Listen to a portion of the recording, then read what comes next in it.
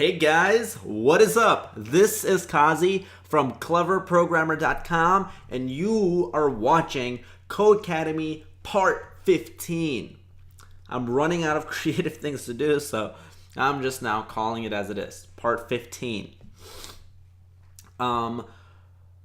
So today has been a pretty good day. It's been pretty productive. It's a nice Sunday morning. Hopefully you are having a good time as well, wherever you are in the world and watching this. I hope you're just relaxed and focused and you can enjoy this as well as learn. Enjoyment and learning at the same time?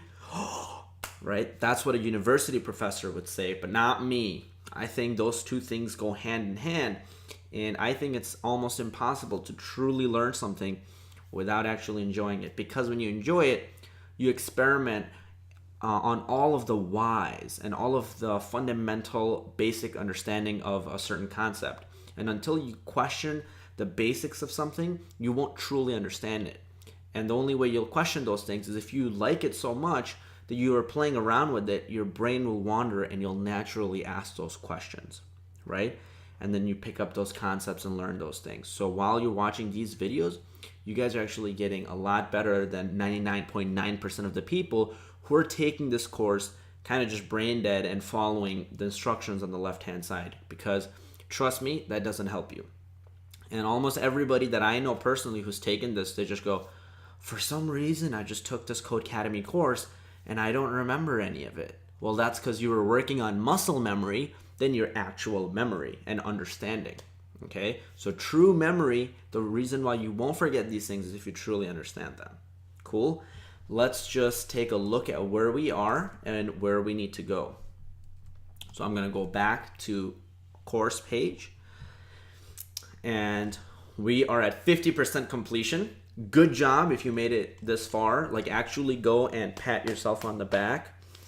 You know, just breathe in and breathe out and relax. Yeah, just relax, because we're doing amazing and we are making a lot of progress. So we're more than halfway done on Unit 7 lists and functions, and then we're going to go on to Battleship. That's going to be a really fun part. So let's get to it.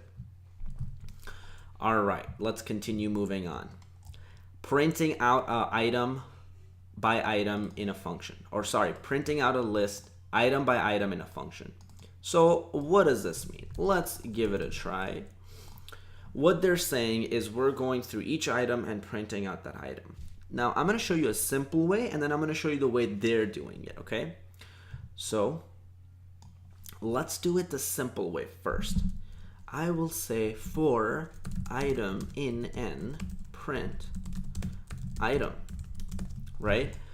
So n is this list right here, and item first time going through is going to be 3. It's going to be 3 right here. It's going to print 3 and spit it out to the screen, right? So I think you already know that. Then item is going to be 5, then item is going to be 7. You got that part of the loop, right? That's the easier and much nicer way to do it. But the way they're going to show you is more computer science-y, and it applies to other languages than just Python. So it's a very common way to do it in Java and C, C++. That's how they do loops there most of the times, okay? So that's how they're showing you. Okay, so what they're doing is, I'll actually call this index instead of I, and then we'll abbreviate it later to I so it makes more sense. So here's how this loop works. Let's break it down step by step. So first of all, I'm going to comment out these lines, and I'm going to go here. Okay, what is this part, and what does that mean, and what the heck is range, right? Range essentially creates a list on the fly. So let me show you in Python 2. Okay, you can use the terminal or you can use your idle. So let's use the idle, because if you installed Python, you might have this idle right here. So I'm going to create, you can also just do it on this website that I have up there, repl.it. Okay, you can do it anywhere you want. I'm just showing you in multiple places so you know that you have different options. Range of 5. Let's see what that gives us. It basically created a list on the fly. So instead of having to do creating a list like 0, 1, 2, 3, 4, you can just say range of 5. How will you create a list of 10 elements? You would say range of 10. But quick quiz of your understanding of range. If I do range of 10, will 10 exist in the list or not? If you said no, good job. It'll actually be from 0 to 9. So what you give range is up to but not including that point. That's how a lot of the things work in Python. But how are they passing this function range 2 arguments? They're passing this function 2 arguments. You see that comma? So they're passing it 2 arguments. So here's how it actually works. Range takes in a start argument and a stop argument. Okay? And so I can say start at 1 and go up to 11, which means go up to but not including 11. This part 1, it says include 1. Okay? So start from 1 and go up to 10 is how I would read it. So here we start from 1, go up to 10. So if I wanted to make a loop that ran 11 or however many times that is, right? I can say for I in range, right? For item in range 1 through 11, print item. You see that? Boo, it goes 1, 2, 3, 4, 5, 6, 7, 8. And same way I can do 5 through 11 if I wanted. Okay? So pretty simple. You saw it looping through and goes 5, 6, 7, 8, 9, 10 and done. Essentially, what it really is that range is nothing really that special. This part just evaluates to an actual list, 5, 6, 7, 8, 9, and 10. Okay, that's the part I want you to understand. It's not some magical thing. That part actually evaluates to a known data structure called a list. And then item just keeps becoming each item in that list. Range, all it does is just creates a list on the fly. Okay, so here's how they're looping. For index in range, so let's create some lists like how they have it. N is equal to 3, 5, 7, right? And now I say for index in range 0, len of n. Len of n is just a cool way of saying 3. But we don't want to hard code 3 because what if it was a list of a different size? So we're going to use the len function on n. Len, short for length, actually tells you how long the list n is. And here it will count all the elements in the list n. Well, how many elements does the list n have? 3. So this part effectively just evaluates to 3. Okay, so for index in range 0 to 3, in your head, imagine this part turns into 0, 1, 2. Got it? That's what that part actually turns into, okay? So actually, I'm going to just write the loop with that 0, 1, and 2. And I'm going to say print n of index, and you'll see what happens. So what did it do? Let's apply this code right here. 0, 1, 2. Okay, and let's do this. And let's run it. Let's see what it actually does. It prints out 3, 5, 7. It printed out each item in the list, right? What we wrote is the equivalent of for item in n, print item. Both of those are equivalent. You'll see 357 and then 357 being printed again. 357. That's our first for loop, this one here. And our second for loop gives us 357 as well. So they're both equivalent. I'm just going to leave that here for notes. And I'm going to come down here. So what is this part actually doing? Well, index the first time is 0. What's n of 0? The 0th element of n, that's 3. So this part actually evaluates to a 3. Okay. What's next time we loop through? N of 1. N of 1 is just a second element, so it's 5. and then that's why you have 3 and 5, and then at the end you have 7, and so n of 2, right, because this is a 2, n of 2 evaluates to a 7, and then you get back 7 out right there. Okay, so this is just, you're looping and you're getting access to that element in the list by using its index. So you're using its position to access that element rather than access that element directly, right? In our loop from line 6 to 7, item is directly the element 3 and it's directly the element 5, but index is actually the position. So if I did range, how they wrote it was range len of n, right? This whole part in our case evaluates to 0, 1, 2, but now I'm going to leave it like this, and you'll see that it actually just prints out what we said earlier, 3, 5, 7, because it's actually 0, it's a list 0, 1, 2, right? It starts from 0 and goes up to 3, and then same thing. So here we're using index to get access to the element. Here we're getting access to the element directly.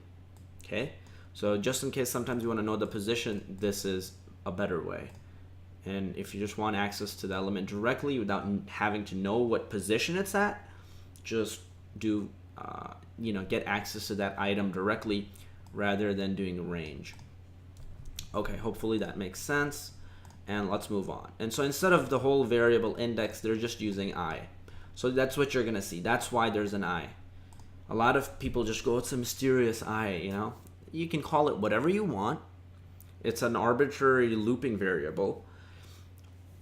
However, by convention, if you're getting the index, you just say it by I, because it's such a common operation. So we have to create a function called print list now. So we're going to define a function called print list, and it's going to take in some list. So I'm just going to say lst, and for I in range 0 through, and you don't have to say 0 because it starts from 0, so I'm just going to say range of n, print, or I'm sorry, not n, because in this function I'm defining a list here, lst of I, and that should be good. If I give this function a list, it'll figure out what to do. So let's try it here. Now I'm gonna run this, and you're gonna see it's not gonna do anything because we're defining a function and we're not calling it. So I'm gonna call print list, and I'm gonna give it that list n that we created at the top, and let's see what happens. And it just did that, 3, 5, 7. Now if I changed n to anything else,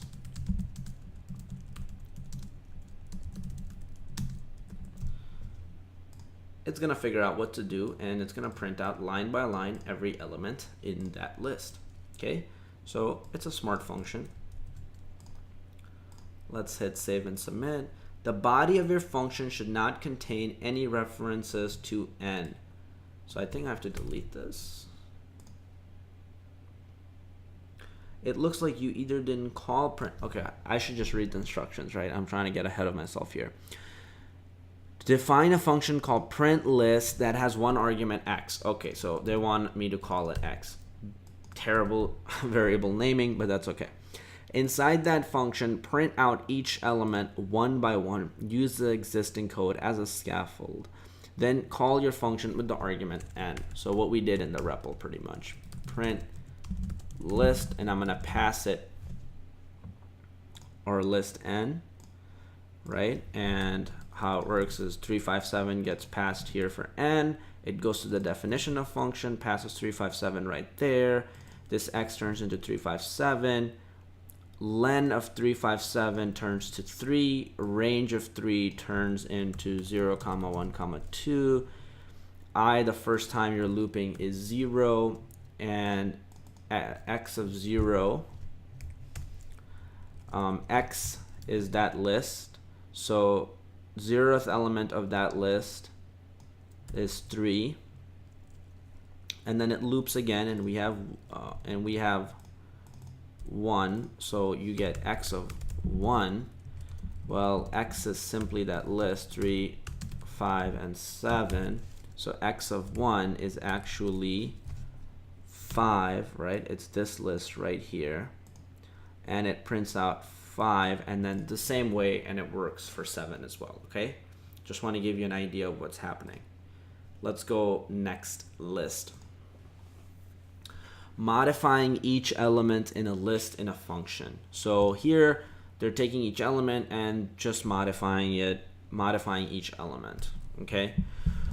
So what they're effectively doing, and this is a nice reason to use it, is they're just doubling each element by 2. So I will get the index, right? So if the list has 10 elements, this range is going to turn into 0 through 9, giving you the position of each of those elements. It's going to be 0, 1, 2, 3, 4, 5, 9. That's going to give you the position of each element. And then you can keep pulling out each element like that.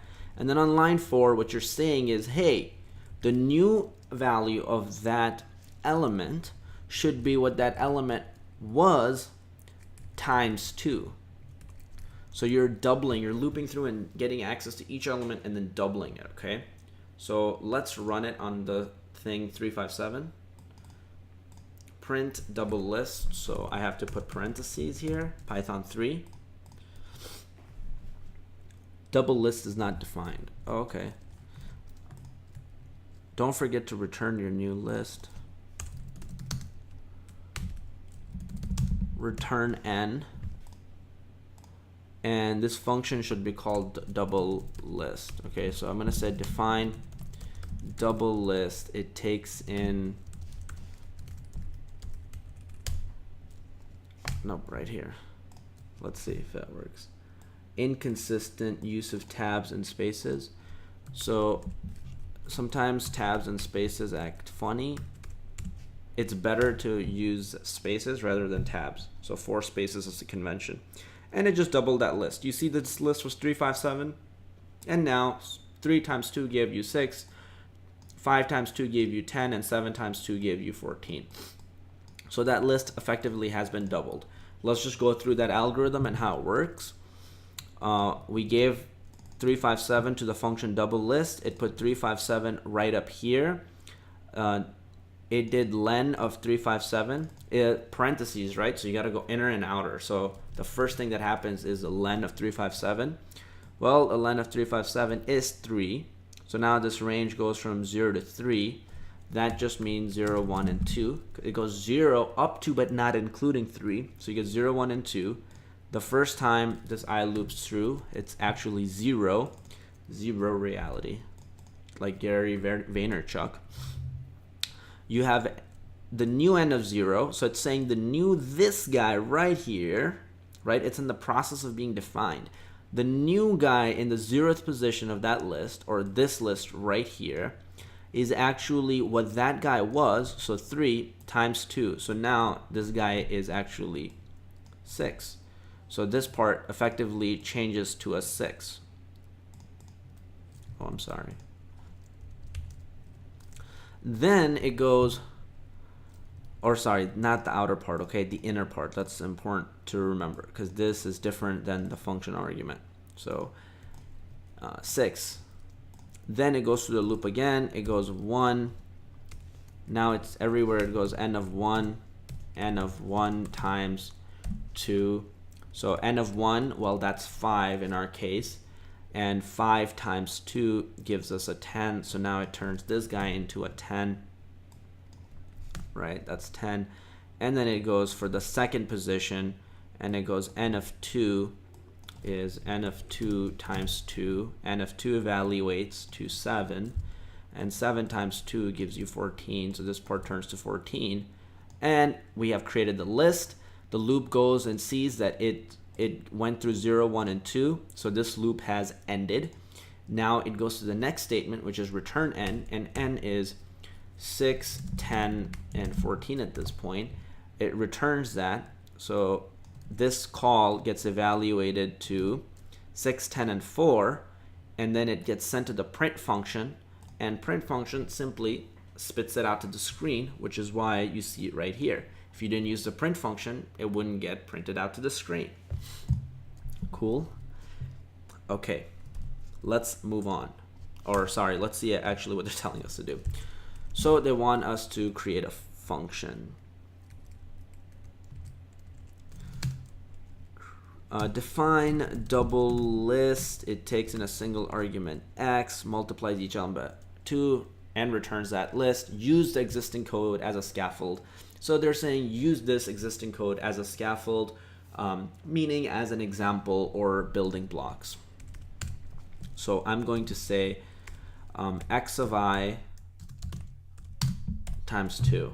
Oh, I'm being cool, right? Instead of using the longhand notation and doing x is equal to x of I times 2, I'm gonna choose to be a cool guy, and I'm just gonna say x of I times equals 2. That's shorthand for increment me, right? If you do this, that's not gonna do anything. So you gotta make sure that you put the equal sign there as well. And then I'm gonna return the actual list x. So let's give this bad boy a try. List index out of range. Why did it? Okay, obviously. For I in range, I will say 0 to L of len of x. Okay. That should be good. Yeah, there you go.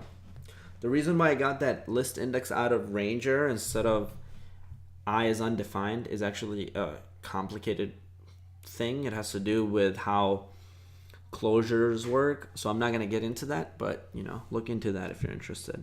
Start next lesson. Passing a range into a function. So you can also pass a range into a function. That just means passing a list into the function. Okay. Effectively, you're telling it maybe how many times to run. So range works like this.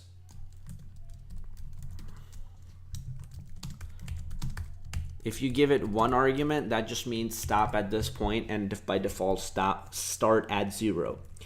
If you give it this argument, if you give it 2 arguments, it automatically assumes the first argument is a start and the second argument is a stop. If you give it 3 arguments, it assumes the first is a start, second is a stop, up to but not including type of stop, and then it assumes that the last part is step. So I can say a range of 0 through 100, or let's say 101. That means that that's going to go up, like including 100. But not 101, obviously. And I'm going to say step by 1, and I'm going to print this out to the screen. Well, now you get, okay, this is Python 3, so I have to call a list function on this, so I'm not going to do it here. It's going to make things slightly more, okay, you know what, I'm just going to do it there, just to show you guys. But I'm going to do it in idle to keep things simple and how Python 2 works. So I'm going to call range of 0, 101, 1. And you can see that it's created a list from 0 to 100. That's a total of 101 elements. And it steps by 1. So if I do step by 2, now you get all the even numbers. Pretty cool, right? So you get all the even numbers. And you can, if you're thinking, like you're like feeling kind of like Aristotle, you can go, what is the sum of all the even numbers from 0 to 100? Well, how can you do that? Simple. Just call the sum function on that range, and that gives you the sum of all the even numbers from 0 to 100, right? Isn't that cool? Okay. If you did 3, you get the idea, right? Now you get every third number. Okay, so it's kind of nice how it works. And if you wanted to get the odd numbers, well, you can say start from 1 and then step by 2, and now you'll get all the odd numbers. So 1, 3, 5, 7, 9, 11, all up to 99. And if you wanted to get their sum, you could do the same trick. So effectively, all range does is create a list. The first argument is start, the second one is stop, and the third one is step. You can also step by, well, in this case, you can't step by a negative number, but I'll show you guys certain things you can do. Let's see if we can create it backwards. What do you think will happen if I actually change the numbers, right? What happens then? Right, so here, if I go from 101 all the way to 2, but step backwards by 2, that's what you get. So it steps backwards, and it goes 101, 99, 97, so on and so forth. Okay, so if you're younger or you get in punishment medieval style, and they go right from 0 to 100, simply open up Python, do this, and then send it in. Not like it's a thing anymore, but hey, back in the day it would have helped you. Cool. In all cases, the range function returns a list. This is the most important part to remember, guys. It returns a list, okay? Just understand, whenever you see range, don't leave it like that in your mind because it's going to complicate you. Understand that it turns into a list, which is a very familiar data structure in our minds, right? We've worked with it quite a bit. Each item increases by step. If omitted, start defaults to 0 and step defaults to 1. Okay. On line 6, step defaults to 1 because it steps by one element by default. Remember when we weren't passing in the step argument, it was just going up by 1 every time. So if we said range of 0 through 11, it would go 0, 1, 2, 3, 4, 5, 6, 7, 8, 9, 10. But if we pass in step, then it will change the amount of steps it takes. All right, on line 6, replace the blank with a range that returns a list containing 0, 1, 2. So I'm going to pass in range 0 to 3, right? This evaluates to 0, 1, and 2. It's the same thing as putting that in, but it's just in a cooler way. So now we're passing it in a list of 3 elements. First being 0, second being 1, third being 2. And then what it does is it passes that in right here, right? So it goes 0, 1, and 2. And everywhere it sees x, it's essentially 0, 1, and 2. Len of 0, 1, and 2 will give us 3. 0 to 3 will give us, again, 0, 1, and 2. X of, for I, right? I is first time 0. That's 0. That's 0. That says make the first element in the list x equal to what it was, and then times 2. So here, our list originally was actually just 0. 0 times 2, this gives you 0. So that stays at 0. But 1 will become 2, and 2 will become 4. So at the end, we'll return a list like this. Okay? Make sure to keep making it a habit of stepping through algorithms, kind of like I'm doing here. Trust me, it'll make you so much better. And the reason why you should do this practice over and over again, so your brain doesn't have to think of really menial tasks, like these small tasks, and spend time processing it, because it'll stop you from thinking about bigger ideas, right? If you're trying to develop an app or you're trying to build something bigger, you don't want to get bogged down by very simple things like computational, algorithmic, basic steps. X goes into the x of second, x of 2 will give me the third element. No, it'll give me the second element. You don't want to be confused by such basic things. So practice this so much that your brain gets these instantly, so you can focus on, should I use a recursive algorithm here, or should I use this? What arguments is my function going to depend on? You want to be able to you want to relieve your brain to think at a higher level. That's the reason why you should practice it, okay? And that's why you shouldn't take pride in, I'm just getting to 100% completion. Yes, you should take pride in, I'm really churning this out and really learning the fundamentals, okay? Cool. Start next lesson. Iterating over a list in a function. Okay, so I think this video has went on for a little bit, so I'm going to stop right here. I keep forgetting to say it, but I'm gonna say it. I find those YouTubers annoying, but I think I'm gonna say it because it helps me reach more people. So please, if you guys like the video, just give it a little thumbs up. Takes 2 seconds. And if you really enjoyed it and you want to see future videos, please subscribe down there somewhere. Other than that, this was Kazi from cleverprogrammer.com, and I will see you in Code Academy Part 15. Okay? So see you there.